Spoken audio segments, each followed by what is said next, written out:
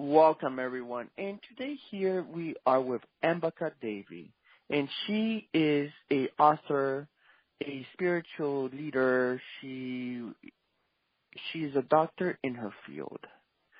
She has created a book, a Lilith is a world-renowned book, as well as she has a brand new book out that she's going to be talking about.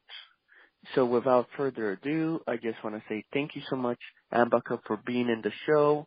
And please hold on and tell us more about what you do from the very beginning. But before I bring you in, I just want to say thank you so very much to our sponsors, Grace by Grit.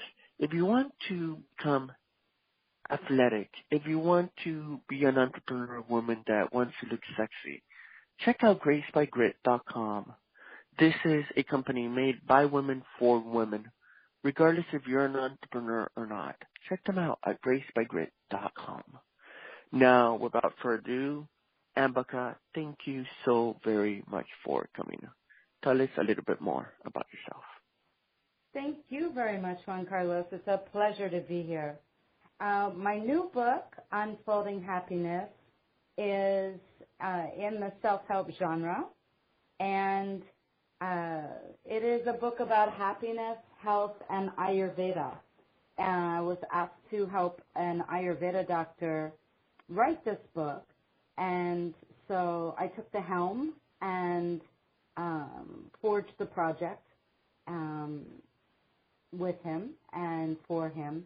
And it's published under my publishing company, which is mythologem.com.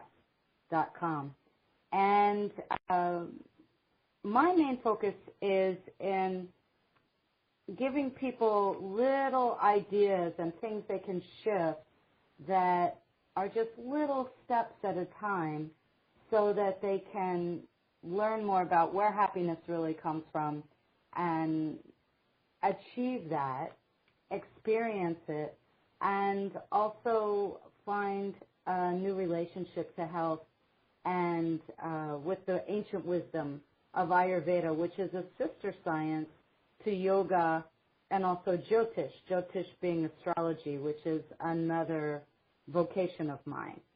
So in addition to being a yogini for my entire life and teaching since I was a teenager, mostly meditation, but yoga, as we know it in the West, I of course have taught postures. The main focus of yoga is meditation, and that's been my main interest and focus on teaching. So both books give a lot of information about that. My master's degree is in yoga, so my first book, Lilith, has my master's thesis embedded in it into a novel, and it is about relationships. So I'm really excited about people reading the new book, which is a much quicker read than the novel, and it seems to be leading people back to the novel, which is really cool. And I'm really grateful because there's between the two so much good information on the topics that I believe people are finding really, really useful. I'm getting a lot of really great feedback. So in addition to that, I'm a professor. I did teach holistic health for 2 decades at the college level, and I'm just returning now to teaching now that this new project is complete. And I'm actually teaching at a school of wizardry called the Gray School of Wizardry, and they have a 7-year program, and I'm going to be a part of their metaphysical department and divination department, possibly other departments, but that's where I'll be beginning. So what else? Interesting. Would you like? Yeah. Now, what got you to this state of your life, honestly, from, when you were younger, when you were going to school and stuff like that? I was in private school, which was Quaker. And in Quaker school, even in day school, the students from the very beginning, whether it begins in first grade or kindergarten, participate in a weekly silent sitting, which is in the Quaker tradition called meeting for worship. And so as a first grader, as a 6-year-old, I was used to sitting silently for an hour at a time. And later I went to boarding school, and we also sat for 2 hours on Sundays.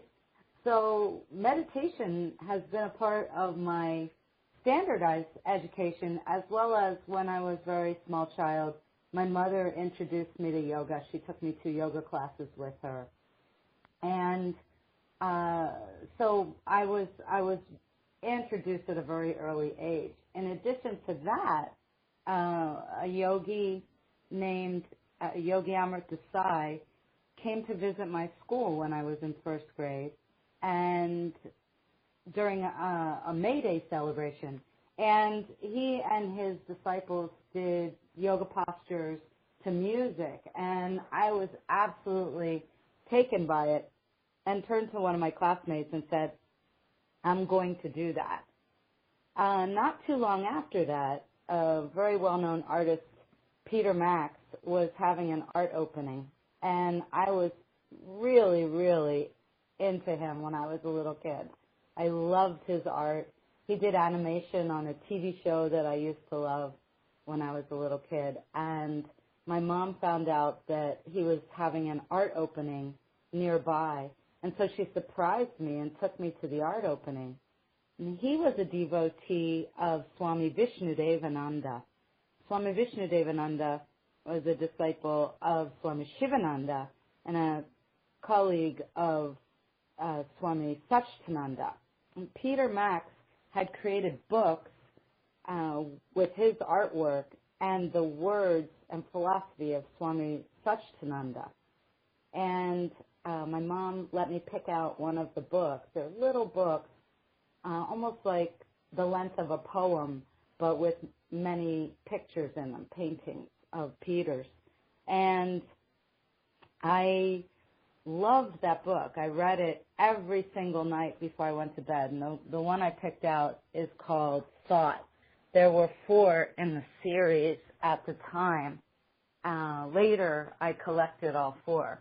The 4 are called Thought, Love, God, and Peace.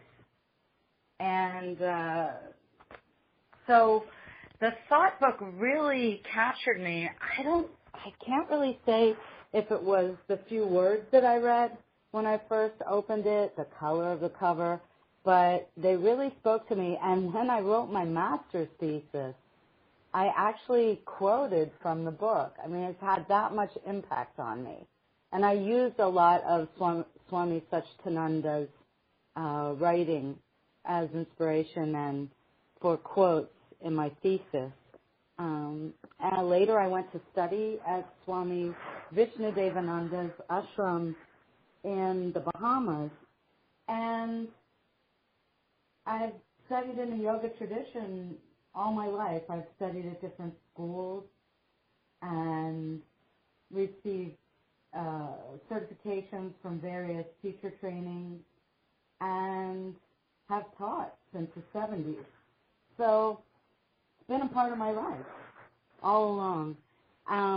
Though I've worked in other fields as a musician and a teacher, the philosophy has always been there. It's always been a part of who I am. Interesting. And with that, I wanted to know something. Please explain to the audience, because religion is such a unique perspective. Looking at the world around us, looking at God, looking at everything, is just so unique. Could you please tell us about your religion versus Christianity? What's the real main difference? Well, I think the biggest misconception is that it's a religion. You see, I consider myself a scientist of life. I do not belong to an organized religion. What I am is extremely spiritual, and the Vedas, which are the books that I draw a lot of my personal philosophy from, actually predate religion. So it is more correct to consider me deeply spiritual. Now, from a modern perspective, I do have ordination. I am an ordained minister, but I don't have a church. So I do perform ceremonies and rites of passage, all sorts of ceremonies from baby namings to memorials and also weddings, house blessings. But I feel that in the West, it's very quick to determine that a spiritual person is a religious person. So I think the words maybe get a little confused.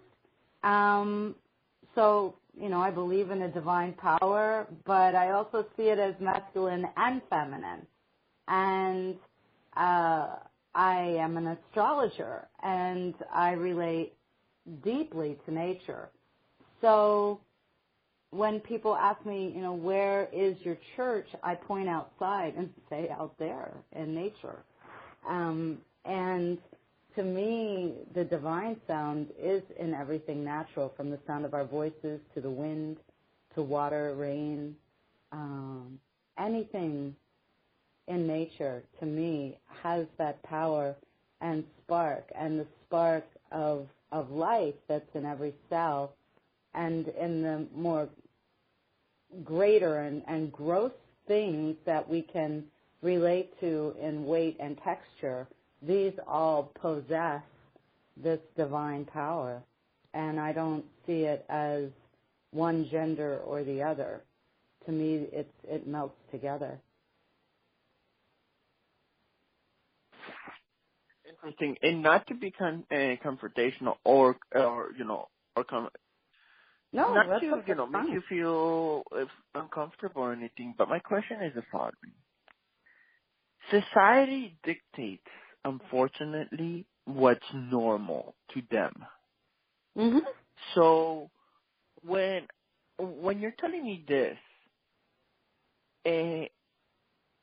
my question is, how does society look upon your beliefs, your traditions, what you see, and so on and so forth? Because I see, I see it where on TV, it's like everybody that practices what you do is always alone. They don't really like to associate with a lot of people, and so on and so forth. So is it because society has put a shun, or what do you think it is? I think it depends on where in the world you are. I've traveled a great deal of the world, and, sure, I think anything that's foreign or different from what a person is raised in can be confusing or even scary. But I believe that the bottom line is love, and that's what any spiritual path is best off teaching people, is love and acceptance of self and acceptance of the world around us. So, even though I was raised in Quaker schools for my secondary education and primary education, even in that situation, we were encouraged to study all the world's religions and formulate our own spirituality. So you see, this has been going on since I was a little child. I mean, we discussed it from the time I was teeny.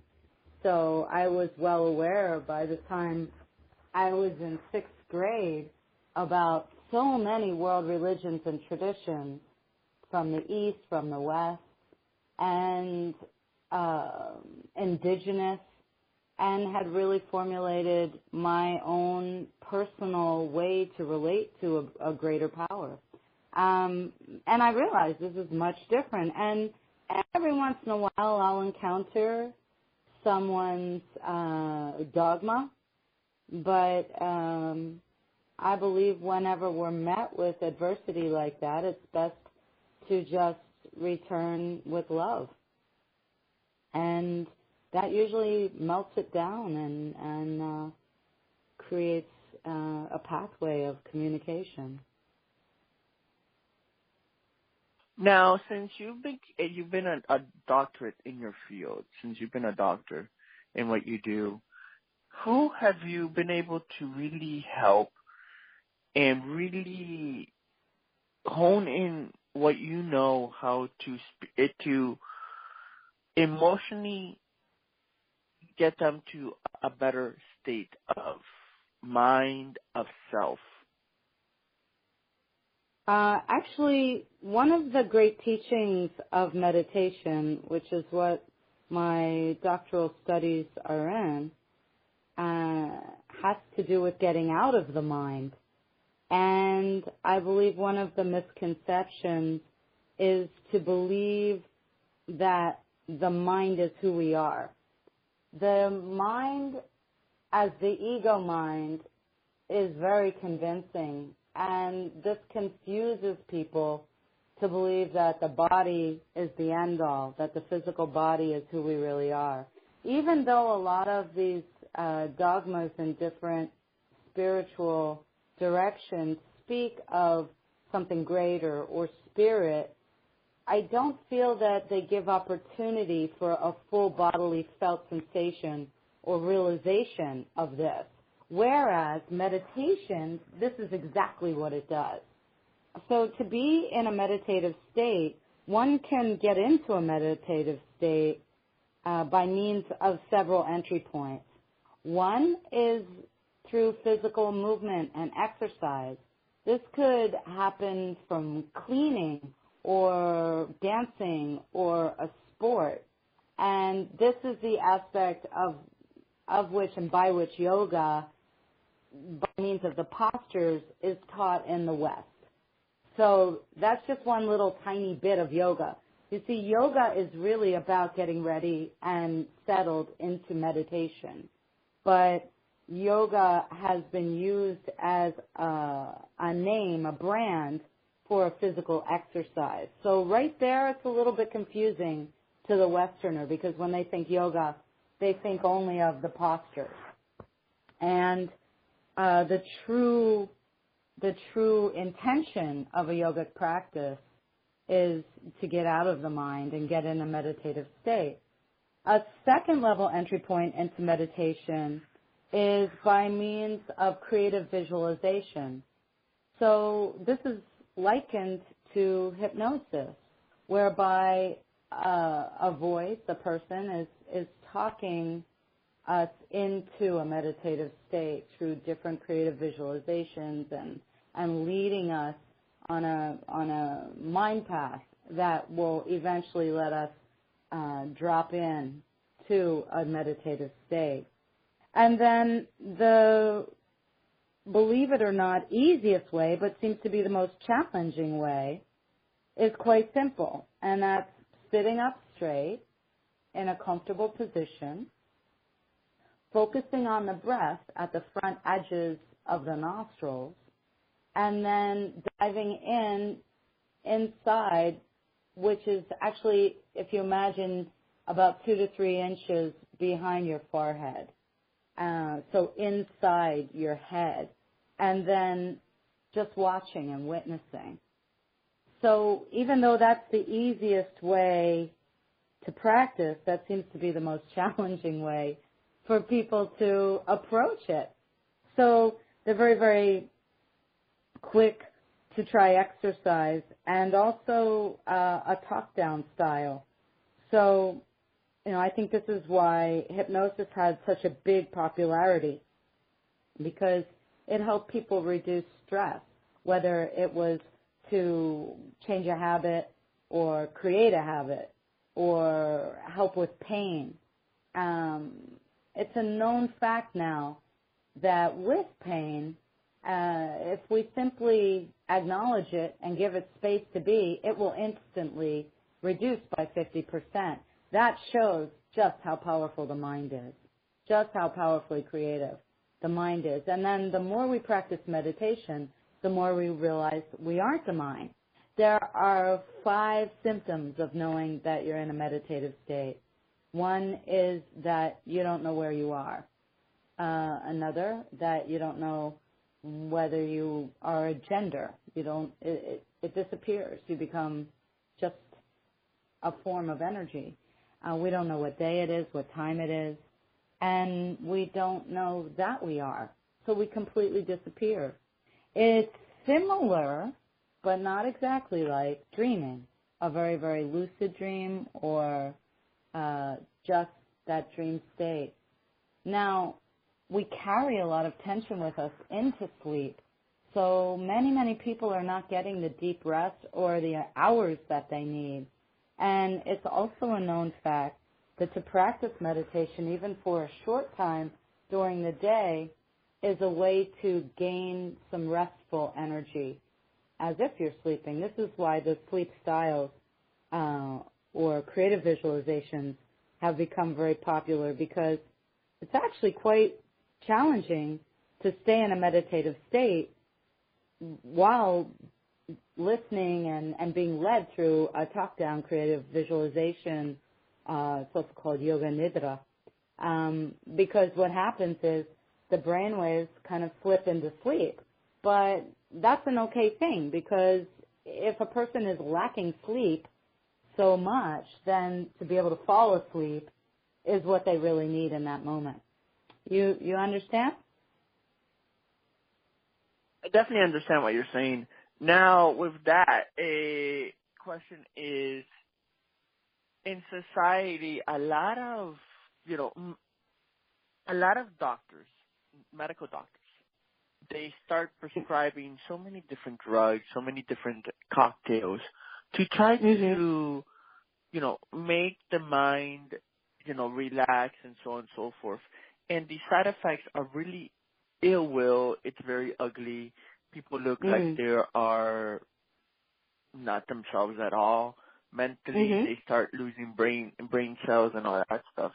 Do you feel that the FDA and do you feel that the medical practice should really start looking into the yoga style of what you're explaining to us, so things could be different, especially somebody that has PTSD, doing it like with MDR therapy and all that stuff, instead of your traditional medical practice of, let me give you this antidote. Yeah, it might harm your body, but it psychologically will reduce your stress or whatever have you not. Absolutely. Absolutely. There are more and more organizations utilizing the creative visualization style of Yoga Nidra for people with PTSD, for pain management. And indeed, these chemical cocktails are incredibly damaging, many of them irreversible. So, of course, it would be great to have more recommendation. There's been plenty of studies about meditation. It's just not fashionable because you can't put it in a pill and pop it. We're conditioned in society to search and destroy instead of give space to and acknowledge. So our whole patterning and behavioral system goes against these ideas. And so this would also lessen the need for chemistry altering, and that's a big industry. So you're talking about going up against a huge industry. Why would those industry leaders be interested in this? Of course, it makes sense from a wellness point of view, but this is why certain publicity and information comes out against it because it goes against the machine. It goes against the creators of the synthetics. Also, I think this is why the use of medicinal plants is suppressed and put down. When I taught holistic health, I taught herbology and aromatherapy back in the 80s and 90s, and back then there weren't that many companies around producing high-quality organic food-grade aromatherapy. There are more now.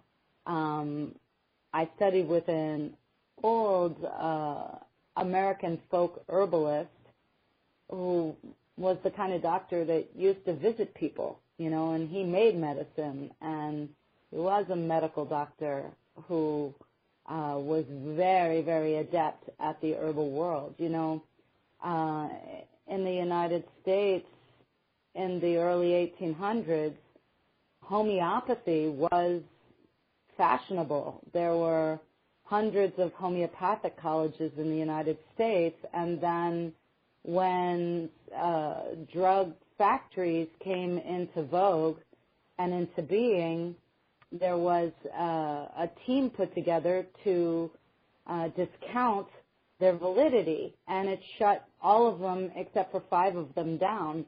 One is still in existence and is still a top teaching college for medical doctors, but I would guess that they're not leaning into homeopathy like they were.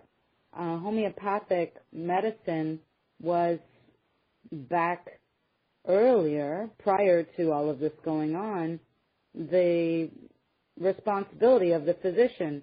And at the time of an advent of synthesized drugs, it was perceived and then enforced that medical doctors just simply be intake physicians and that pharmacy be separated. You see, before that, doctors made their own medicine.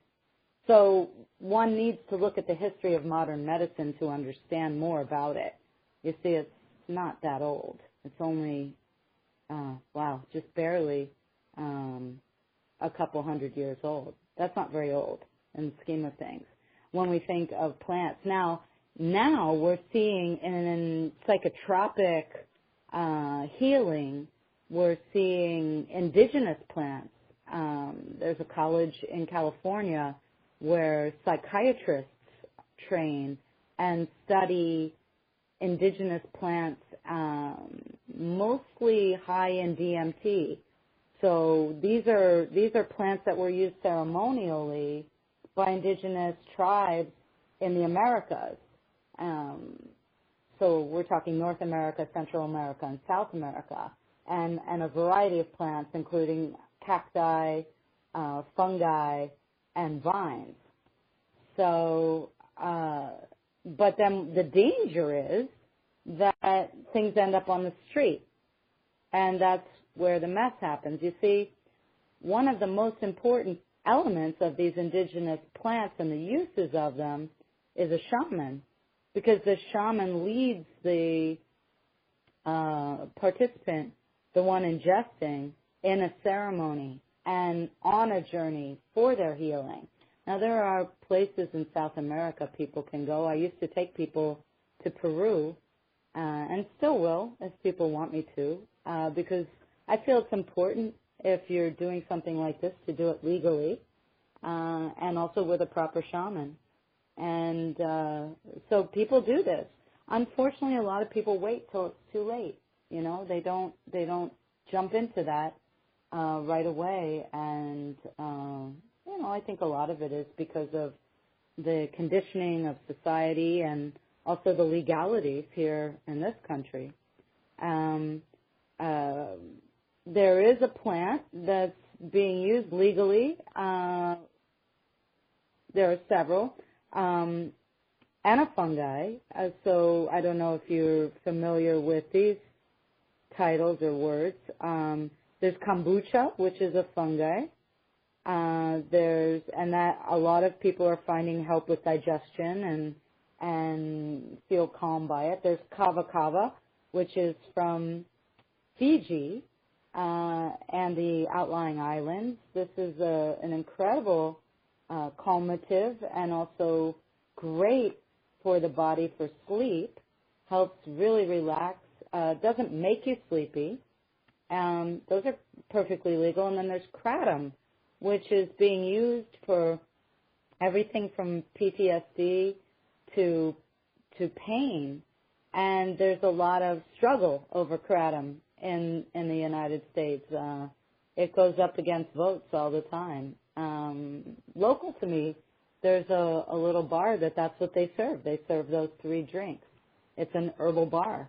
Not all states have them. Not all countries find all of those plants to be acceptable, but they're all food stuff. You know, Ayurveda believes that everything you need to heal is in your kitchen. So it's not just the food that you're preparing, but the spices. These are really, really important. And there's a belief of 6 tastes in Ayurveda. And those will change emotions and physiology. So that's what's really of interest to me is why not let your food be your medicine?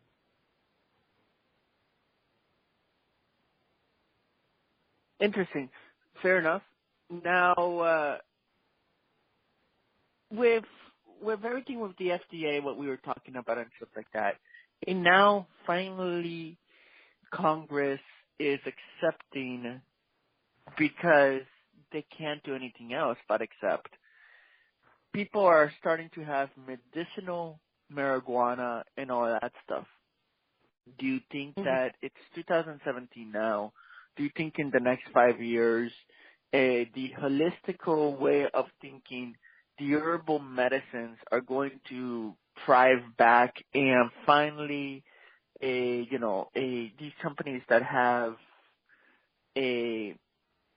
horrible medicines that honestly destroy your body, I think that in 20, 30 years, people are going to find out, oh yeah, I was taking aspirin and so on and so forth, and yeah, it gave me cancer.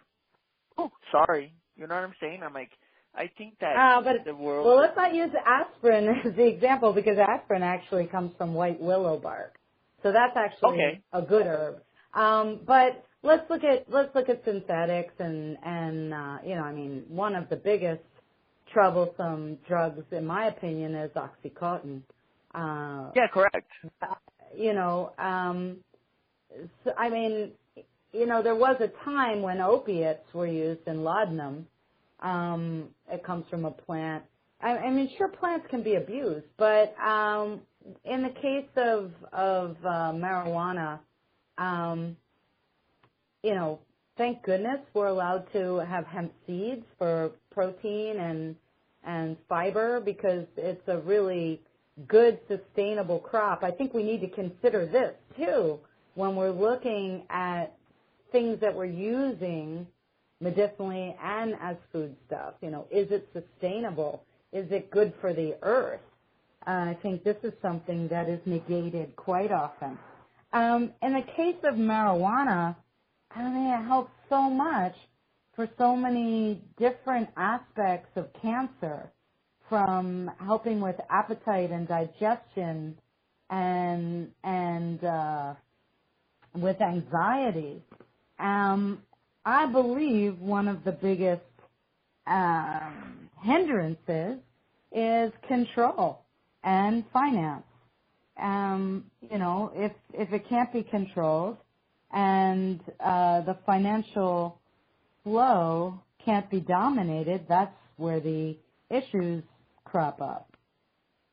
If everybody could grow their own, then there's no big billion-dollar conglomerate making money off of it. That's where the issues are. And unfortunately, big multi-million conglomerates can publish opinions and sway the minds of the masses. I always would prefer to look to the indigenous, humble, barefoot healers for information with regards to this. It all goes to a small few, and who's making money. This is the same case of fuel and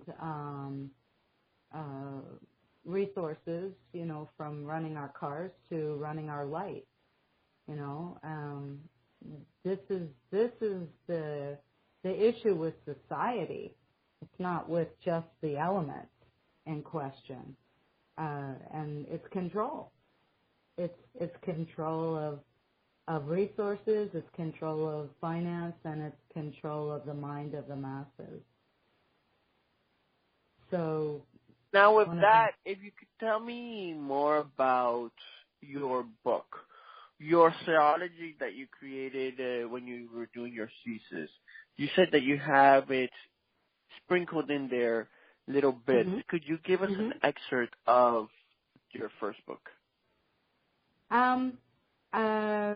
So my first book, which is called Lilith, and you can find it online, Lilith novel.com, lilithnovel.com, is about relationships at a microcosmic and a macrocosmic level. It's about that divine feminine and divine masculine energy and the power that belongs to the divine feminine that magnetically draws them together. So we can see this at a cellular level or a supercosmic level of planets and stars and galaxies. It's about the different ways that the masculine aspect of ourselves and the feminine aspect of ourselves think and behave. And so I put it into a novel about a girl meeting a guy on the streets of South Philadelphia and then spending the day together.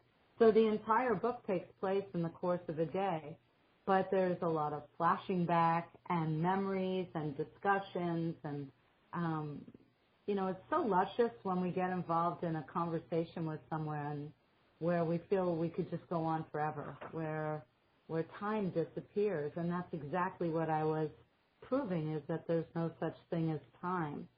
And I used also 3 myths as infrastructure. The myth of Lilith as told by the Sumerian. I'm absolutely fascinated by Sitchin, the Sumerian, Planet X, all kinds of astronomy. So I used the Sumerian version of Lilith as first woman or great mother goddess. And then I believe that the masculine in our society is so manipulated. So I used the myth of the Fisher King, which many believe the King Arthur stories were then spawned from. And I used it to show the wounded warrior in society for the masculine character.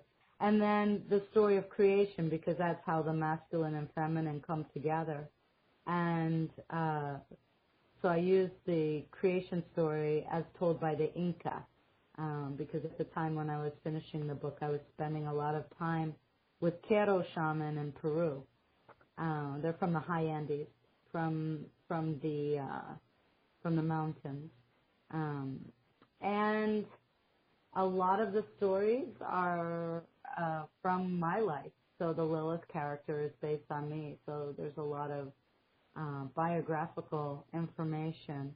You know, people need to ask me, did this really happen? Because I wove together what happened and constructs seamlessly in the book.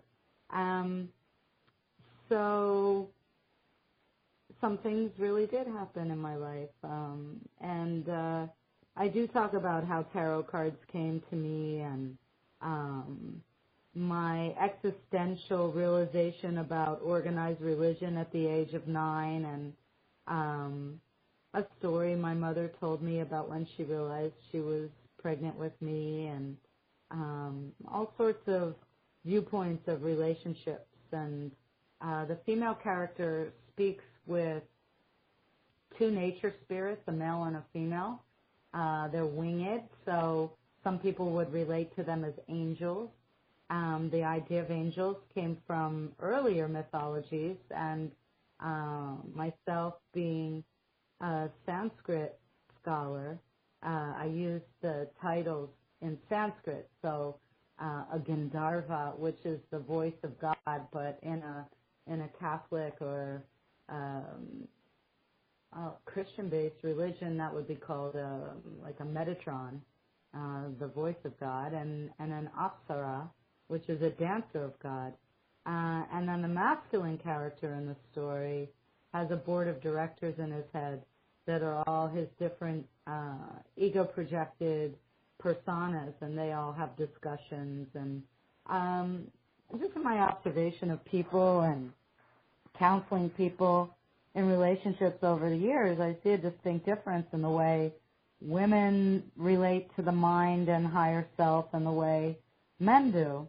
Even though when we strip it all down to DNA or chemistry, there's virtually the tiniest bit difference between us. So it's so interesting that we relate so differently, but I believe that's as a result of society. We learn a lot of our behavior from the people who raise us and the society around us. So that's what that tale is. That leads us on a path. Would you like me to talk a little more about my new book as well?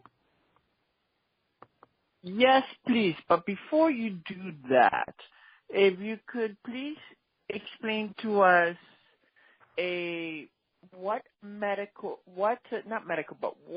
herbal essence, what herbology essence could I use or anybody use if they have disabilities for pain management or ED issues and stuff like that? Well, if we're talking about just the aroma, one of the most basic would be lavender. This has been used throughout time as an essence of calming and relaxing. But also another that I really love a lot is patchouli. Patchouli is known to disperse and dispel depression. And I find that either person really goes for one or the other. So if they don't love lavender, I recommend patchouli. If they don't love patchouli, I recommend lavender. For a sense of love or sweetness, Lang Lang is really nice. And really in blending together, we can create different groupings of oils that are really wonderful. When I used to teach aromatherapy, I always taught from the perspective of a perfumer. So not just thinking about the medicinal qualities, but also how they go together. And in perfumery, it's important to look at all these different scents, like notes in music. And so you want to have a bottom note, a mid-tone, and a high tone. Another few plants, which I feel are absolutely necessary in one's apothecary, are helichrysum, which is actually the common curry plant found in Indian cooking, helichrysum being its Latin name. And it's actually the highest vibrational plant oil. Second to that would be frankincense. And frankincense is amazing in its ability to create euphoria, soothe and calm physical pain, and also quite nice for combating bacteria and helping urge on healing. Myrrh, which is a gum and a very deep note, is also amazing. It's amazing for the gums and teeth and ridding the body of bacteria.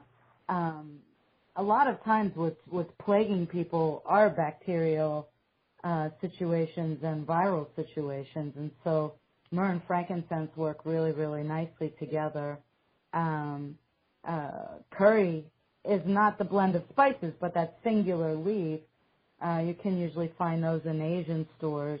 And it is present in the blends of what we consider curry powder. So this is very nice. Turmeric, which we can put in our food and make tea out of, is amazing for relieving joint pain. And in a lot of Eastern countries used on a daily basis as a tea, and in a lot of food recipes. Clove. Clove is an unbelievable herb. It will kill off viruses and bacteria, parasites, and their eggs. Clean the air, clean the energy, and a little goes a long way. And it's one of the only herbs still used in dentistry.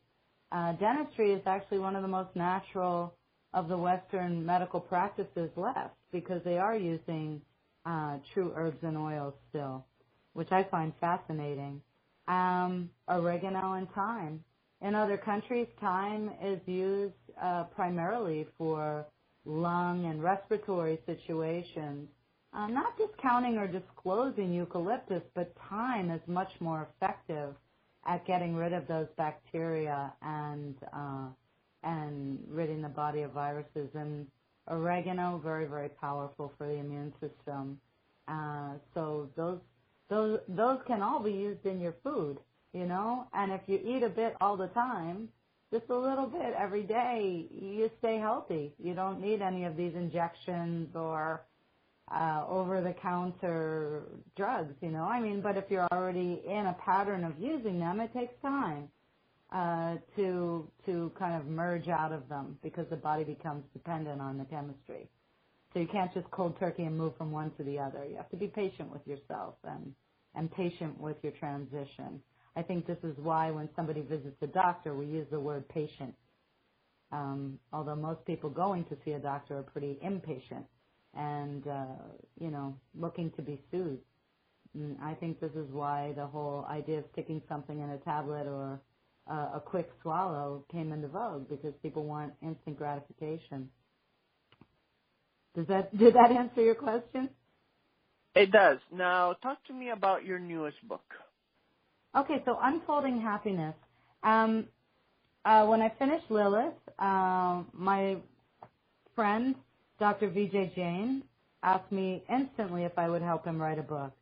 Vijay was a chief of surgery for many, many years, and then he suffered from an autoimmune disease and was led back to his roots of coming from India by way of Deepak Chopra, who he had originally gone to medical school with. Now, Deepak had long since left Western medicine and started on his route of writing, which is really his passion, and teaching more of the Eastern styles of meditation, and then Ayurveda. So when he came across Vijay and Vijay was sick, he encouraged him to explore Ayurveda, and Vijay went to his center and studied with him in California.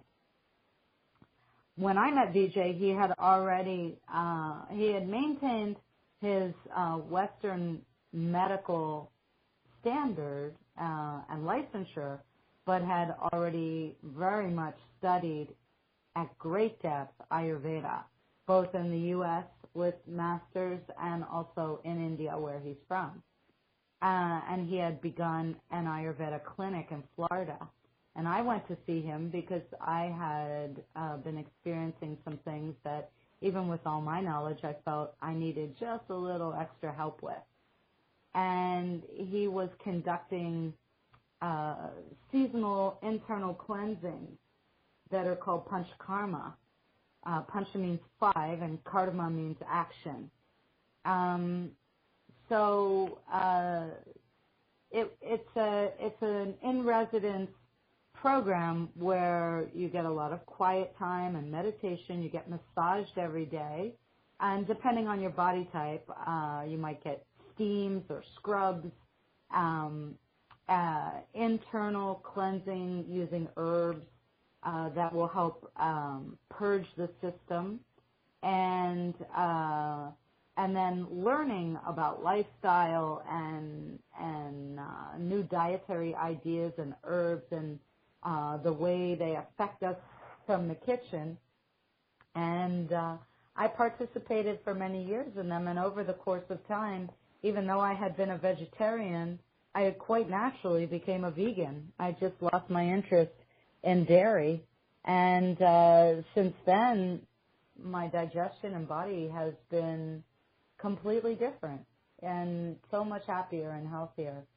So Vijay asked me would I help him write a book about Ayurveda. He didn't have a book to his name yet, and I told him I'd be honored. So I told him that I'll do it, but on the condition that there's humor in it, that there's a lot of love in it, and that it's an intro to an intro, that it's really basic information that even a 9-year-old could follow, and that we weren't going to be dogmatic and force people into thinking they had to completely change their lives, but just give them suggestions that they could just try at home and try for a few days and notice what shifts, so that, like I experienced, even though I had been in what an outsider might have viewed already a very strict dietary practice, so that their body would just naturally shift, like what I experienced. So the book shares our own personal health paths and challenges that we experienced and our awakening with Ayurveda, and also some really good introductory information. You see, a lot of the books on Ayurveda are translated from Eastern languages, and so they sometimes lose things in translation. The book also has a few appendices where we give what's called a dosha quiz. And the doshas, there are 3 doshas that relate to 5 elements of fire, water, earth, air, and ether. And each dosha possesses 2 elements. Vata is air and space, Pitta is fire and water, and Kapha is earth and water. And so people have all of these elements in their bodies and responsible for different actions and physiologies, but they have a propensity towards one. And the quiz also goes in depth to the point of not just showing what your birthright dosha balance is, but also your current state. So that would be not just for the body, but the body, mind, and spirit. And so we tally this all up in what's called Prakriti, which is your nature, your true nature, and Vikriti, which is your current state of balance. And we give a recipe for what would be considered a monodiet type of food. It could be made kind of stew-like or soup-like. And when the body's fed a food like this for a few days or a week, or even just when the weather shifts, it's very nurturing and soothing and comforting.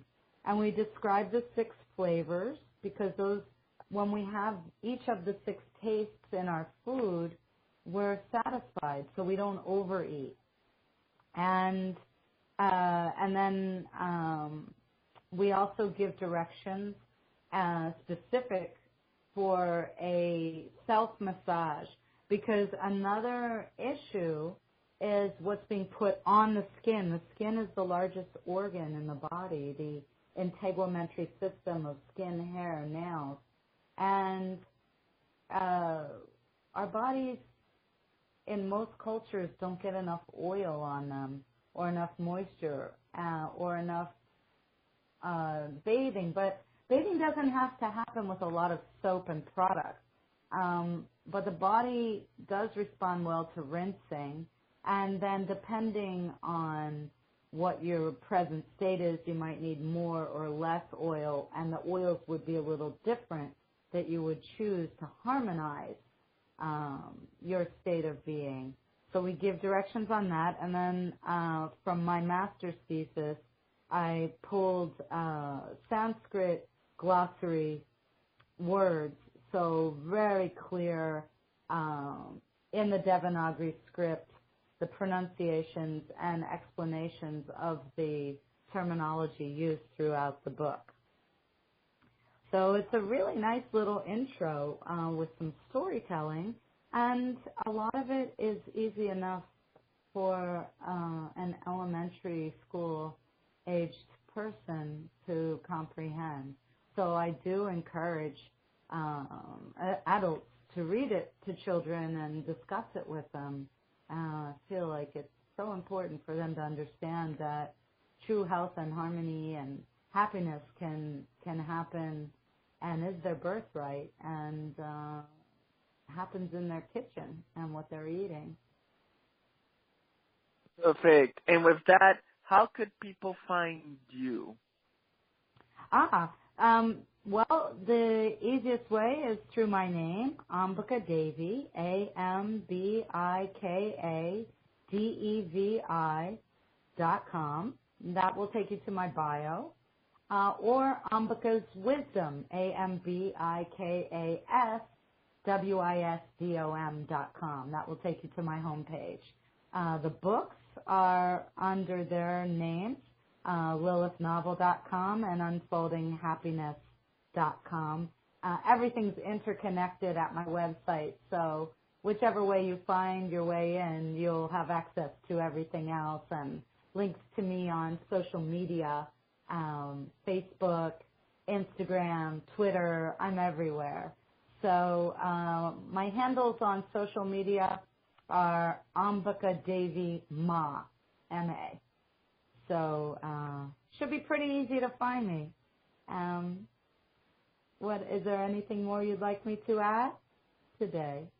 No, just one last comment, a brief comment, please, for people to remember you by, and how, and and for them to see your light in ways how they could really contact you. Okay. It's my prayer for everybody that you see that your true purpose is love, and to learn to really love yourself and cherish just what a gift a body is. Irregardless of how you see it, just be aware that just getting in one of these flesh robes and spending time here on this magical planet is an absolute gift. And then learn to love one another and accept where you are and how you are, and accept the world around you. The more we do that, the more everything eases up. And have fun. Be creative. It's so important. If you haven't visited your creative self and you have a hard time remembering, take some time to walk back through your own personal history. Did you love to dance? Did you love music? Do you love to sing, draw, write, create? Be creative. We're here to be co-creators with God, and it's so important to express yourself. And it's not the finished product that matters. It's your joy in the process of creating. So that's what I hope for you. That's what I pray for you, that you'll find your creativity and your expression. And once you find one foothold, you'll go and play and experiment with all the others that are out there. And you'll just be your young child self again and look at the world with wonder and love and smiles and receive that back. And take time every day to visit nature, whether it be outside or a plant inside, that you'll look and watch nature and be amazed. Try to identify the 5 elements every day. of the earth under your feet and in your bowl of food, and the water and the fire of the sun and the air of your voice and the power of your words and the space. Take time at night, look up at the night sky, learn more about the planets and the stars, watch the patterns, be connected with this amazing place, and just spend a little more time every day, more and more, on these things. This is what's important. This is what happiness comes from, just accepting who you are, where you are, and what's going on around you. Just spend a little bit of time every day with that. You can find me online at ambikadevi.com. That's AmbikaDevi.com. And I look forward to connecting with you. I am available for personal sessions and coaching, for life coaching and astrology, and teaching you to be more intuitive and teaching you meditation. And I'm available through the phone, Skype, and in person, and to travel and teach and lecture. So new books will be coming out, and more and more all the time. Thank you so much for having me as a part of your show. I really appreciate it. And I appreciate the whole team. Thank you so very much, Ambika. And thank you to our sponsors here at Butterflies of Wisdom.